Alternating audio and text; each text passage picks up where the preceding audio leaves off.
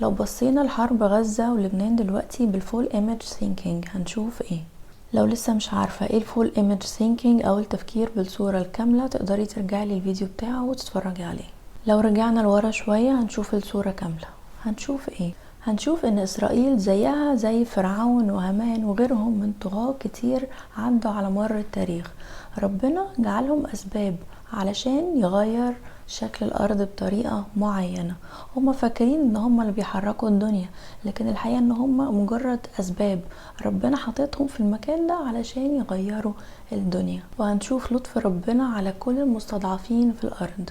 هنشوف نهاية ده هتكون ايه ونهاية ده هتكون ايه.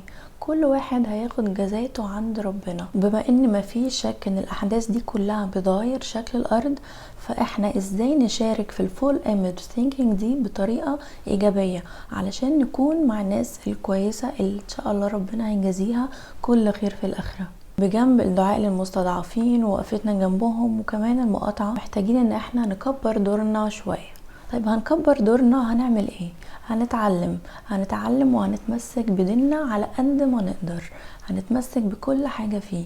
هنرجع تاني للقرآن الكريم، هنحافظ على صلواتنا، هنحفظ القرآن، هنتدبر في كل حاجة القرآن بيقولها، هنعلم ولادنا القرآن. احنا بايدينا ان احنا نشارك في تغيير شكل الارض في الاخر هيكون فيها اشرار وطغاة، وهيكون فيها مستضعفين، وهيكون فيها ناس بتحاول للصلاح، بتحاول ان هي تصلح من الارض. احنا عايزين نكون الجزء اللي بيصلح الارض.